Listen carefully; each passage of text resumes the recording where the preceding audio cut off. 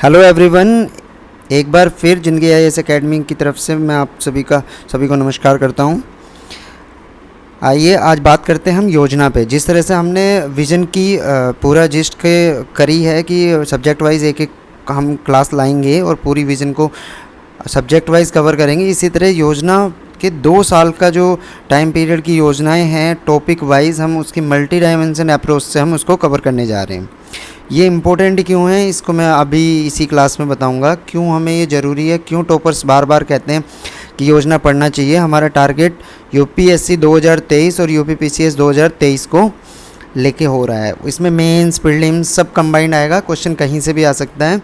हमारी multi dimension approach होके हम इसको कवर करेंगे। इसकी इम्पोर्टेंस क्यों है ये आप सभी को पता है कि यहाँ से डायरेक्ट क्वेश्चन आ जाता है और यहाँ पे जो आंकड़े आपको मिल रहे हैं वो ऑथेंटिक आंकड़े हैं। एक थोड़ा सा अगर मैं बैकग्राउंड की बात बताऊँ आपको, जैसे यूपीएससी या स्टेट सर्विसेज का कोई एग्ज़ाम है, कोई भी, जैसे हम 2023 को टारगेट ले रहे हैं, उसमें आप हिस्ट्री पढ़ रहे हैं, ज्योग्राफी पढ़ रहे हैं, पॉलिटी पढ़ रहे हैं या इकोनॉमिक्स पढ़ रहे हैं, उन सब का सेग्रीगेशन करोगे तो 80-80, 100-100 नंबर पे आएगा।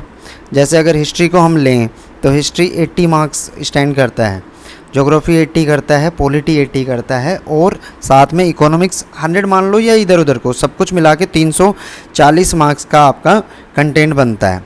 और ऑन द अदर साइड अगर हम देखें जाके और हम इनको पूरे के पूरे साल पढ़ते हैं, अगर एसए की बात करें तो एसए 250 मार्क्स पे स्टैंड करता है।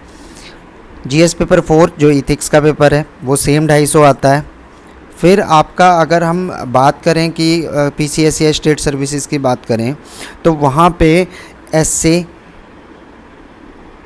हिंदी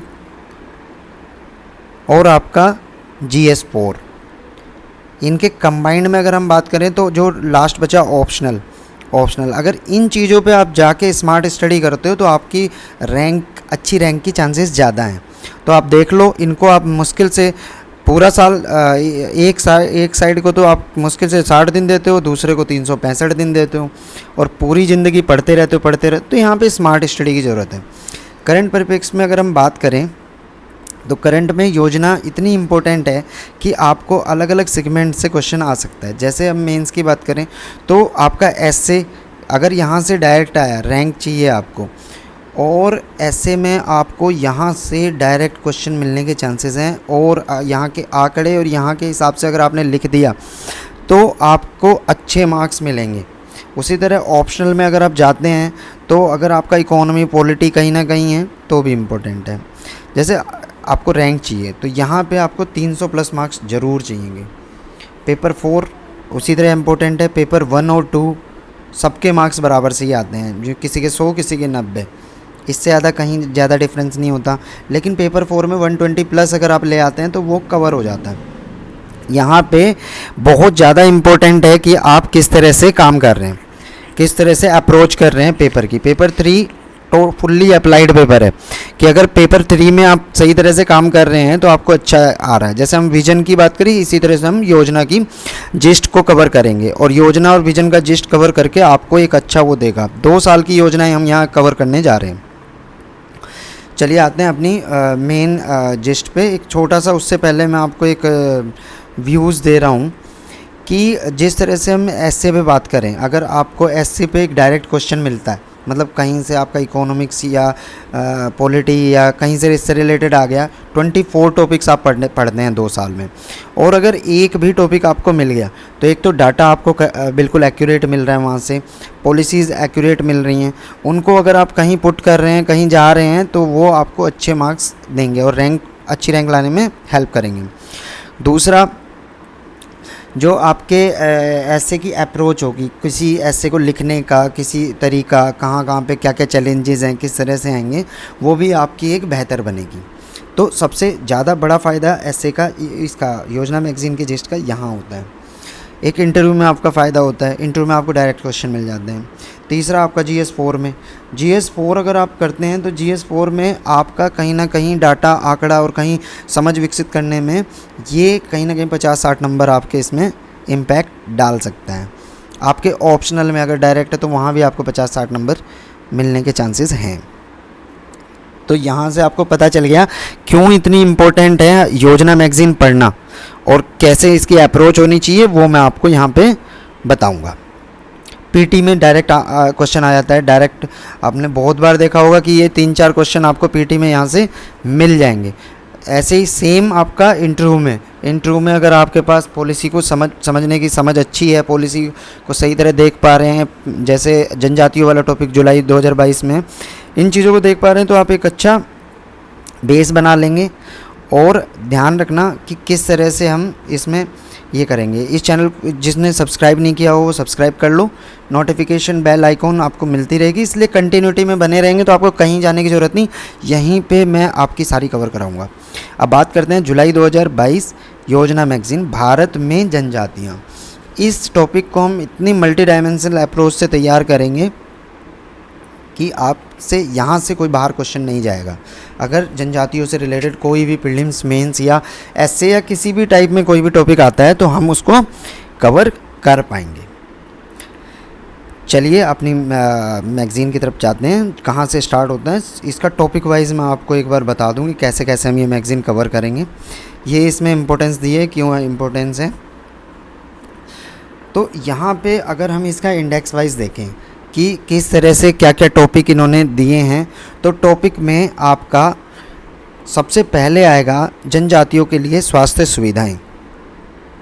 मतलब 1 बाय 1 टॉपिक यहाँ पे जब हम तैयार करने जा रहे हैं तो एक एक टॉपिक तैयार करेंगे। तो सबसे पहले जो आपका आएगा जनजातियों के लिए स्वास्थ्य सुविधाएं। तो किस तरह से स्वास्थ्य सुविधाएं, किस तरह से फैसिलिटीज़ दी गई, कहाँ पे कमियाँ रह गई, क्या चैलेंजेस हैं इसके, उस पे बात करेंगे ट्राइब्स के लिए। देन हम परंपराओं की बात करेंगे, उसके सामाजिक आर्थिक परिप्रेक्ष्य में यहाँ पे थोड़ा सा डीप जाके हम देखेंगे कहाँ पे किस तरह से जनजातियों ने बचा के रखी है हमारी संस्कृति कल्चर और इसका कहाँ कहाँ इम्पैक्ट पड़ रहा है। नेक्स्ट अगर हम बात करें तो बात करेंगे कि बहुत सारे खिलाड़ी ऐसे हैं जिन्होंने, अब कॉमनवेल्थ देख लो, ओलंपिक देख लो, कहीं ना कहीं दबदबा खिलाड़ियों का जनजातीय इलाकों वालों का है। फिर छत्तीसगढ़ के आज़ादी के गीतों के बारे में बात करेंगे, कुछ स्थानिक संस्कृतियों के बारे में बात करेंगे जो बताती हैं कि क्या कल्चर है और कैसे इसको मेंटेन किया गया है। देन एक फेमस जाति है गोंड जनजाति, उसकी हम थोड़ा सा विरासत के बारे में बात करेंगे, क्या रोल प्ले करती है वो हमारे कल्चर में, किस तरह से उन्होंने मेंटेन किया है। तो इसी वजह से हम टॉपिक वाइज टॉपिक तैयार करते चलेंगे, 1 टॉपिक 2 टॉपिक 3 टॉपिक। एक क्लास में मोस्ट प्रोबेबली 1 टॉपिक 2 टॉपिक आपके तैयार हो जाएंगे, 5 वीडियो मैक्सिमम में आपका एक कवर हो जाएगी। 1 महीने में हमारा टारगेट है कि हम मिनिमम 2 मैगज़ीन तैयार करें, मतलब जैसे जुलाई महीने की और अगस्त महीने की एक उसमें। तो इसी अप्रोच के साथ हम तैयारी करेंगे यहाँ पे मैगज़ीन जो हम कवर करेंगे। अब इंडेक्स में हमने अभी तक देखा कि इनकी स्वास्थ्य सुविधाओं के लिए चैलेंजेस, परंपराएं, खिलाड़ियों का दबदबा जो जनजाति है उसमें रहा, छत्तीसगढ़ के गीत जो हैं, फिर गोंड जनजाति की हमने समृद्ध विरासत देखी। तो ये सारी चीज़ें। अब झारखंड की कुछ जनजातियाँ, इसी तरह गुजरात की हम जनजातियों की बात करेंगे। तो ये 2 एरिया की जनजातियाँ सारी पढ़ेंगे, लेकिन यहाँ पे थोड़ा सा डीप जाएंगे कि समझ विकसित करेंगे, यहाँ से क्वेश्चन आने के चांसेस ज़्यादा हैं। इनके लिए कोई पॉलिसी बनी है तो पॉलिसी पे क्या काम करती है, जनजातियों के लिए कल्याण नीतियों में किस एंगल को प्ले करते हैं, कहाँ पे कुछ चीज़ें छूट जाती हैं, वो सारी चीज़ें। जैसे छोटे मोटे व्यवसायों को जोड़ने की आवश्यकता क्यों पड़ रही है, कैसे हम इसका इम्पोर्टेंस और डेवलपमेंट, क्योंकि देखो कहते हैं खाद्य सुरक्षा नहीं मृदा संरक्षण के बिना, जब तक मिट्टी सही नहीं करोगे तब तक खाद्य सुरक्षा क्या खाओगे आप। तो चलिए टॉपिक स्टार्ट करते हैं। स्टार्टिंग होती है जनजातियों के लिए स्वास्थ्य सुविधाएं। यहाँ थोड़ा सा ध्यान देना, क्योंकि यहाँ से अगर कोई क्वेश्चन आता है तो आपको एक समझ विकसित होगी अच्छी तरह से। एक रिपोर्ट आई है, United Nation state of the world indigenous peoples report है, जिसने एरियाज़ के बारे में बात की है कि अगर हम इनकी स्वास्थ्य सेवाओं का ध्यान रखते हैं क्षेत्रीय स्तर पे, तो ये एक प्रकृति से हमारा डायरेक्ट कंसर्न है, क्योंकि यही लोग हैं जो बचा रहे हैं हमारी कल्चर को, संस्कृति को इन्होंने बचाया है, कहीं ना कहीं बैलेंसिंग सिस्टम में हेल्प की है। जो हम जितना भी क्लाइमेट चेंज कर रहे हैं, जलवायु परिवर्तन में एंथ्रोपोलॉजिक काम कर रहे हैं, ये कहीं ना कहीं चीज़ों को बचा रहे हैं, संस्कृति को, आपकी मिट्टी को, आपकी जलवायु को, आपके मौसम को, हर जगह इनका इम्पोर्टेंट पार्ट है। जैसे हम बात करें पंजाब, हरियाणा, चंडीगढ़, दिल्ली, पौंडीचेरी, इनसे अलग सभी जगह कहीं ना कहीं किसी रेशो में आपकी हैं। उसमें आपका 10.5 करोड़ के करीब में 10.43 करोड़ आपकी जनसंख्या है इनकी, एसटीज़ की, ट्राइब्स की, जो बनती है आपकी 700 कैटेगरीज़ में और 8.6% है। अब इसके हम बात करेंगे, ये डाटा आपको इम्पोर्टेंट करेगा, कहीं आप लिख सकते हैं कि साढ़े इतनी है जनसंख्या, इतने इम्पोर्टेंट है, तो ये हमारा क्या कवर हो गया। अब हम इनकी चुनौतियाँ, चैलेंजेस के बारे में बात करेंगे कि क्या चैलेंजेस थे। तो चैलेंजेस में अगर हम बात करें तो अलग अलग समुदाय के लिए अलग अलग चीज़ों, हमारे पास आंकड़े की कमी है, मतलब हमारे पास कहीं ना कहीं एक्चुअल डाटाज नहीं है। डाटा क्यों नहीं है? क्योंकि जो हमारा स्वास्थ्य सर्वेक्षण जो सर्वे हो रहा है वो सही नहीं है और उसी पे हम केवल निर्भर हैं। ज़्यादा हमें मल्टी डायमेंशनल अप्रोच हम इसमें ले नहीं रहे हैं, तो वहाँ पे कहीं ना कहीं इसमें विसंगतियाँ हैं, कहीं ना कहीं गड़बड़ी हो रही है।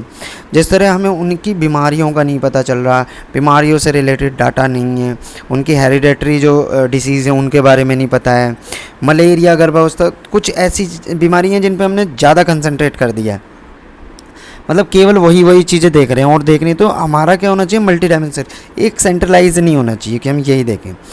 सेकंड मेन इसका इम्पैक्ट है कि एग्जीक्यूशन सही नहीं हो रहा। एग्जीक्यूशन सही नहीं हो रहा मतलब कहीं ना कहीं स्वास्थ्य केंद्रों का जैसे पहुँच नहीं है, और आपके एम्स वेम्स आपको जनजातीय इलाके में नहीं मिलेंगे। क्यों नहीं मिल रहे? क्योंकि कहीं ना कहीं प्रॉब्लम है, आपकी ट्रांसपोर्ट की प्रॉब्लम आ रही है, कोई प्राइवेट कंपनी लगाना नहीं चाह रहा, तो ये चीज़ें उसका बेस है, कहीं ना कहीं एजुकेशन की कमी है। ये एक बहुत बड़ा चैलेंजेस है। जब तक आप शिक्षा की कमी को डेवलप नहीं करेंगे तब तक आप 100% कुछ नहीं कर सकते।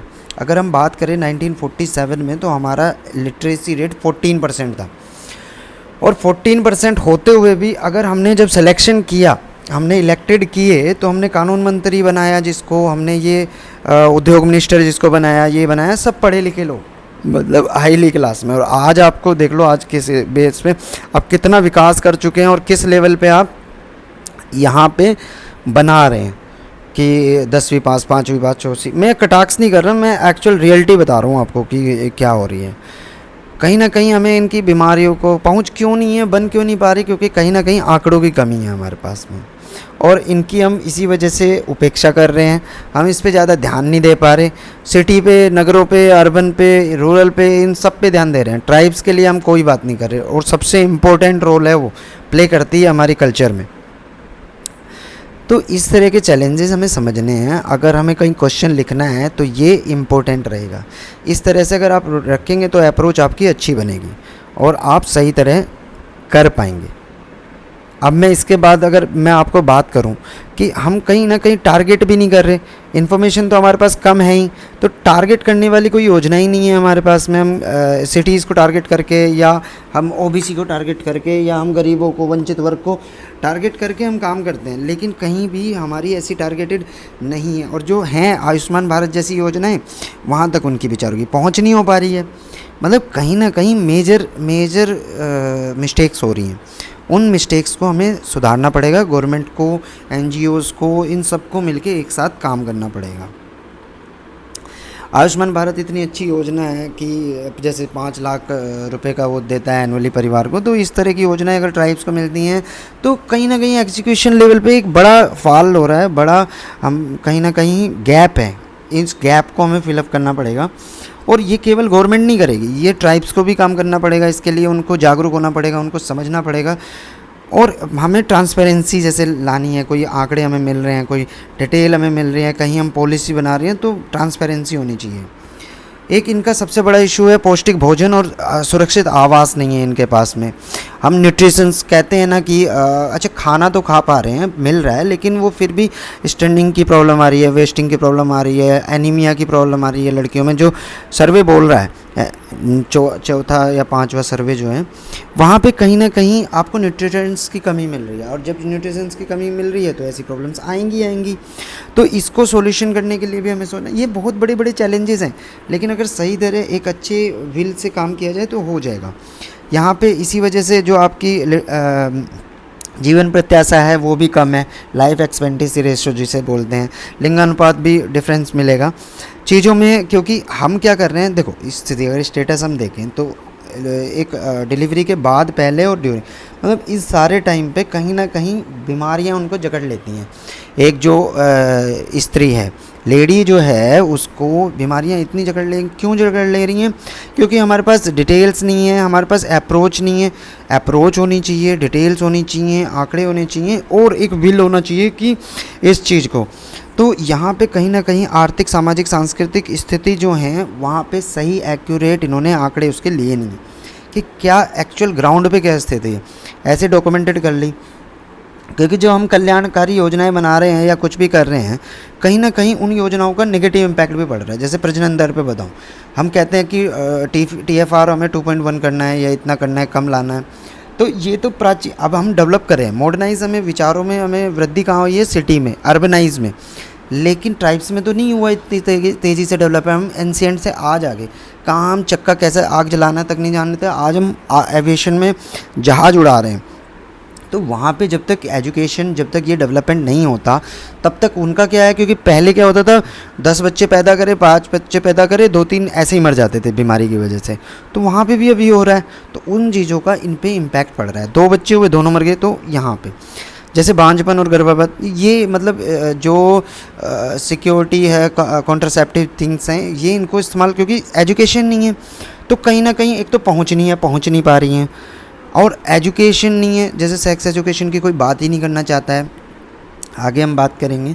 और समय समय पर इलाज ही नहीं हो रहा, टीके नहीं लग रहे। अभी जो इंद्रधनुष की योजना चलाई गई है, बहुत इम्पैक्ट है, इंटेंसिव करके इस पे काम किया जा रहा है।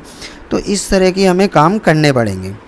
नेक्स्ट अगर हम बात करें कि जैसे HIV, एड्स, ये सारी जो जितनी भी संक्रामक बीमारियां हैं, यहाँ फैलने की ज़्यादा चांसेस हैं। क्योंकि एक तो सेक्स एजुकेशन नहीं है, कुछ भी, एक न्यूट्रिशंस की कमी है, जिसकी वजह से बच्चों में मानसिक विकृतता आ जाती है, संक्रामक रोगों में इजाफा होता है, कुपोषण है, बहुत सारी चीज़ें। मलेरिया से जान तक चली जाती है यहाँ पे बहुत ईजिली। जॉइंटिस में आपने देखा होगा, जॉइंटिस में ऐसी झाड़ फूँक में जान चली गई। तो ये सारी चीज़ों पर हमें ध्यान देना बहुत ज़रूरी है, क्योंकि खाने पीने के स्टेटस में चेंजेस आए हैं, बहुत सारी लाइफ स्टाइल चेंज हुई है, केमिकल्स बढ़े हैं। तो वहाँ पे जो हाई BP, लो BP जैसी नई नई बीमारियाँ आ रही हैं। इनको पहले कोई बीमारी मानता भी नहीं था। आपका अगर जनजातीय इलाकों में देखो, क्षेत्रों में, तो वहाँ पे मादक द्रव्यों का इस्तेमाल, मतलब दारू वारू, इन चीज़ों का, ताड़ी वाड़ी, इन चीज़ों का ज़्यादा इस्तेमाल होता है। इसी वजह से कहाँ क्या हो रहा है? बीमारियाँ बढ़ जा रही हैं। मतलब वहाँ पे देखो, जागरूकता नहीं होता है, एजुकेशन नहीं होती, तो उसका मल्टी डायमेंशनल फ़र्क पड़ता है, कहीं ना कहीं बहुत ज़्यादा इम्पैक्ट पड़ता है। तो वो उनको पता नहीं है क्या करें। हाँ, कुछ अगर मैं बात करूं, जैसे उत्खनन हो रहे हैं, आप जादूगोड़ा जाएंगे, जादूगोड़ा झारखंड में एक जगह यूरेनियम का वो होता है, माइनिंग हो रही है बहुत सारी, उसकी इतनी प्रॉब्लम्स हो रही हैं, उनको कौन कौन सी बीमारी लग जा रही है उनको नहीं पता, उनके स्वास्थ्य पे कितना बड़ा फ़र्क। एल्यूमिनियम का, इसका खनन में बहुत सारी बीमारियां हैं, और रेफरल सिस्टम की फैसिलिटी नहीं है। हेरिडिटरी जो वो है, रेफरल सिस्टम कैसे होता है? सिटी में आपको अच्छे अच्छे डॉक्टर्स हैं, अच्छे आप रेफ़र कर देते हो, सिटी टू सिटी भी, एक छोटे सिटी से बड़े सिटी में रेफरल करते हो। तो वहाँ पे क्यों नहीं है? वहाँ पे कहीं ना कहीं गवर्नमेंट सही अप्रोच नहीं कर पा रही है, या लोगों की पहुँच नहीं कर पा रही है। तो हमें गवर्नमेंट को ये सोचना चाहिए, सबको मिल के, NGOs को, गवर्नमेंट को, सिविल सोसाइटीज़ को काम करना चाहिए कि हमारी उनकी पहुंच बने स्वास्थ्य सुविधाओं के लेकर। अगर वो ही नहीं रहेंगे तो हमारा कल्चर कौन करेगा? आज के टाइम में आप कल्चर की बात करते हो, देख लो अपने चारों, टिकटॉक और ये फेसबुक और ये जितना भी सोशल मीडिया चल रही है, कहाँ जा रहा है कल्चर? अब हम बात करेंगे इनका रीज़न क्या है। देखो, रीज़न अगर देख लोगे ना आप, कारणों पे ध्यान दोगे, तो वही इनके चैलेंजेस को ही कारण बता दिया, और उसी का मिटिगेशन करेंगे तो उसका सोल्यूशन मिल जाएगा। तो मेन वही चीज़ें घूम फिर के आएंगी। एक बार आपने सही अप्रोच से पकड़ लिया ना टॉपिक, तो कोई दिक्कत नहीं है। जैसे पहुंच, सबसे पहला पहुंच, मतलब जो जनजातीय जिलों में स्वास्थ्य कार्यक्रम है ही नहीं। क्यों? क्योंकि उसमें किसी ने कोशिश नहीं की। जो या वहाँ का नेता, क्षेत्रीय नेता बन के संसद में पहुँचा, क्या उसकी जिम्मेदारी नहीं है अपने क्षेत्रीय मुद्दों को, स्वास्थ्य से रिलेटेड मुद्दों पे बात करे संसद में या लेजिस्लेटिव असेंबली में? लेकिन उनको फ़र्क ही नहीं करा, कभी कोशिश ही नहीं करी। इतने देश इतने सालों से आज़ाद हुए या वो हुए, वो मतलब सब ऐसे ही चल रहा है। तो वहाँ पे इन नेताओं को भी सोचना पड़ेगा, सिविल सोसाइटी को सोचना पड़ेगा, और प्रेशर ग्रुप को हमारे काम करना पड़ेगा, इन पे दबाव बनाना पड़ेगा कि ट्राइब्स के लिए बात करें, चैलेंजेस की वो करें, तभी तो पता चलेगा। इनको फंडिंग नहीं हो रही है, फंडिंग, बैंकिंग फैसिलिटी इतनी अच्छी नहीं है, इंटेंसिव बैंकिंग फैसिलिटी जो गवर्नमेंट की पॉलिसी, राजीव गांधी साहब ने तो खुद बोला था, prime minister, former prime minister ने, ₹1 जाता है 10 पैसे जाके मिलते हैं। करप्शन का लेवल इतना बढ़ चुका है और इसको इंस्टीट्यूशनल करप्शन कहते हैं, मिलीभगत वाला। ठीक है, तो चीज़ों में कहाँ ध्यान देना है, मतलब फंडिंग नहीं हो रही तो पहुँच नहीं बनेगी, कौन बनाएगा। तो हमें कहीं ना कहीं प्राइवेट को बेनिफिट देते हुए उनको अप्रोचेबल बनाना पड़ेगा कि जाके भैया खोलो, एम्स हमें देने पड़ेंगे वहाँ पे, तभी बेनिफिट है। क्योंकि डॉक्टर को अगर जाना है उसको पेमेंट्स बढ़ानी पड़ेंगी, पेमेंट अच्छी दोगे तो जाएगा, नहीं तो क्यों जाएगा वो। एक डिस्ट्रीब्यूशन सिस्टम सही नहीं है। अगर फैसिलिटी है तो उसका डिस्ट्रीब्यूशन केवल उन्हीं को मिल जाता है जिनको पता है, कुछ को तो पता ही नहीं। तो वहाँ जागरूकता भी ज़रूरी है। एक डॉक्टर्स नहीं है, नर्सेज नहीं है, क्योंकि वहाँ पे एजुकेशन कम है और उनकी भागीदारी कम है। जब वो खुद ही एजुकेट नहीं हुए तो कहाँ पे वो नर्स बनेंगे, डॉक्टर बनेंगे। कुछ बनते हैं तो वो सिटी में आके वो वापस नहीं जाना चाहते, वो दिल्ली और बॉम्बे मेट्रोपॉलिटन सिटी में ही सेटल होते हैं। अगर आपने पढ़ना है, आप बनते हो, तो कहीं ना कहीं बात करनी पड़ेगी। नेक्स्ट, बुनियादी ढांचे की अपर्याप्तता। वहाँ पे आपका इंफ्रास्ट्रक्चर नहीं है। क्या होता है इंफ्रास्ट्रक्चर? जैसे आपको हॉस्पिटल्स बनाने पड़ेंगे, आपको स्कूल्स बनाने पड़ेंगे, आपको कहीं ना कहीं ट्रांसपोर्ट सिस्टम देना पड़ेगा कि आपकी चीज़ का व्यापार हो, आपकी चीज़ पहुंच पाए, आपकी स्वास्थ्य सुविधाओं में डॉक्टर जल्दी पहुंच पाए या मरीज़ जो पेशेंट है वो जल्दी पहुंच जाए। जिस तरह से हम बात करें कि जो औषधियों का ज्ञान है, जड़ी बूटियों का, इनको एक्चुअल बहुत कम लोग ऐसे हैं जिनको अच्छा ज्ञान है। और वैद्य जो होते हैं उनको सही, वो डॉक्टर से भी साइंस को टक्कर देते हैं पूरी, लेकिन एक बड़े स्तर पे देखा जाए तो ज़्यादा लोग अनभिज्ञ हैं। उनको यही नहीं पता ये पौधा किसका है। वो हाँ देख वो उसका यूज़ उसको, और वहीं कहीं ना कहीं स्वास्थ्य पे नकारात्मक प्रभाव डाल रही हैं वो जो स्थानिक वो हैं। इसमें सबसे बड़ा जो पार्ट प्ले करता है, इसका मेन कारण है कि हमारा जो एटीट्यूड है, जो इसको एटीट्यूड को चेंज करना पड़ेगा स्वास्थ्य के प्रति, जनजातियों का, एक दूसरों का भी और जनजातियों के लिए भी, कि छोटी सी बीमारी पे भी आपको कंसंट्रेट करना है। ऐसे नहीं है कि झाड़ फूँक करा लो, पी लिया जॉइंटिस करके और उसमें आपका ठीक हो जाएगा। ज़्यादातर मौतें इसीलिए हो रही हैं, छोटी छोटी बीमारी की वजह से मौतें हो जा रही हैं। सही तरह ध्यान नहीं रख रहे खाने का, न्यूट्रिशंस का, इन चीज़ों पर अगर हम एटीट्यूड सही रखें तो काम हो जाएगा। एक IAS, एक PCS, कहीं भी पॉलिटिशियन कुछ भी बनो आप, तो मेरा तो ये कहना है कि आप अपने लोगों के लिए ज़रूर काम करो। इसमें सेल्फिशनेस नहीं होता, इसमें छोटा छोटा काम करके ही आप डेवलपमेंट करेंगे। इसी को इंक्लूसिव ग्रोथ कहते हैं। कहीं ना कहीं ग्राम सभा और ये सारी चीज़ें यहाँ पे ध्यान केंद्रित करने पड़ेगा। आंकड़े, हमें ग्राउंड लेवल पे आंकड़े लेने पड़ेंगे। हमें आंकड़े केवल डॉक्यूमेंटेड थ्योरी फॉर्म में नहीं रखने, और उसी के हिसाब से हमें पॉलिसी बना के उसको एग्जीक्यूशन कराना पड़ेगा। जैसे हेरिडेटरी प्रॉब्लम है, हेरिडेटरी प्रॉब्लम के लिए या कुछ भी है जैसे, तो वहाँ पे रेफरल की सुविधा हमें वहाँ पे देनी पड़ेंगी। उसी की वजह से कि रेफरल नहीं है या इन चीज़ों का विकास कम है, ये एक बहुत बड़ा कारण बन जाता है वहाँ पे मृत्यु दर का बढ़ने का, जिसमें जो आपका मातृ मृत्यु दर है, जो बच्चे की मृत्यु दर है, वो बड़े लेवल पे है। एक्चुअल क्या है और आपका थ्योरेटिकल क्या है, हमको इसको समझना पड़ेगा। इन चीज़ों पे ध्यान भी देना पड़ेगा और इन चीज़ों पे सही अगर अप्रोच कर रहे हैं हम चीज़ों पे। जैसे हम एक और बताएं, कीड़े मकोड़ों की बात करें तो कीड़े मकोड़े, सांप, बिच्छू, ये ऐसे काट लेते हैं, वो झाड़ फूँक करते हैं और उनको पता भी नहीं होता कि कौन सा सांप कैसे। क्योंकि जो नॉलेजेबल बंदा है आयुर्वेद में या किसी में भी, वो भी एक दो ही है ना जिसने उस पर नॉलेज ली है। तो कहीं ना कहीं इनकी एजुकेशन को हमें डेवलप करना पड़ेगा, अप्रोच सही करनी पड़ेगी। क्योंकि इसमें इनको काट लिया और इसके लिए हमें स्पेशल, जैसे सांप ने काट लिया तो एंटी वेनम और ये सारी चीज़ें हमारे पास फैसिलिटीज़ होनी चाहिए। वो कहाँ से होगी? एक नॉर्मल फर्स्ट एड और ये चीज़ों से ऊपर भी हमें काम करना पड़ेगा प्राइमरी लेवल पे। देन हमें एक ऐसा मॉडल बनाना पड़ेगा, मोहल्ला क्लिनिक, और जो आप देखो केजरीवाल ने बनाया है बहुत अच्छा। अगर इस टाइप की चीज़ें कोई ट्राइब्स में लेता है, ट्राइब्स में करेगा क्यों? क्योंकि हमें निजी क्षेत्र को आगे बढ़ाना पड़ेगा। केवल गवर्नमेंट ही अकेले काम नहीं कर पाती है, बहुत सारे लोग मिलके, हम गवर्नमेंट भी, ये आपके सिविल सोसाइटीज़, NGOs, ये सारे मिलके हम इसको एक अच्छे बेहतर उसमें ला सकते हैं। तो अभी हमारा ये टॉपिक, हमारा एक एंगल से हमने एक चीज़ की है स्वास्थ्य सेवाओं के लिए। आगे हम दूसरा टॉपिक पढ़ेंगे, एक एक करके हम इसको कवर करेंगे। आप यहाँ ध्यान रखना, जिसने भी सब्सक्राइब ना किया हो वो सब्सक्राइब कर लें। कंटिन्यूटी में आपको क्लासेस मिलेंगी पूरी, किसी भी चीज़ की वो नहीं होगी। बस आपको क्या करना है, आपको अप्रोच सही होनी चाहिए, ठीक है। ये NGO, इनको सबको मिलके हमें इनकी स्वास्थ्य सेवाओं के लिए काम कर सकते हैं, क्योंकि कल्चर तो यही बचाए हुए हैं ना हमारे।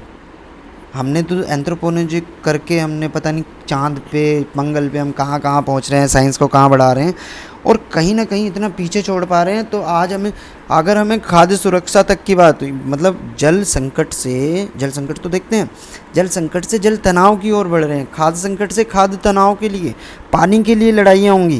तो इन चीज़ों पे ध्यान देना है। और अभी मेरी रिक्वेस्ट है, आप हमारी चैनल, ऐप, सभी कुछ, टेलीग्राम चैनल भी मैं लिंक दे दूँगा, आप इसको सब्सक्राइब कीजिए और बेल बटन दबाइए। और किसी की कोई भी क्वारी हो इससे रिलेटेड, फ्यूचर में सब कुछ यहाँ पे निःशुल्क मिलेगा। आपको बस क्या करना है, हमसे कांटेक्ट में रहना है। इसी के साथ बाय बाय, टाटा। फिर मिलते हैं नेक्स्ट टॉपिक के साथ में।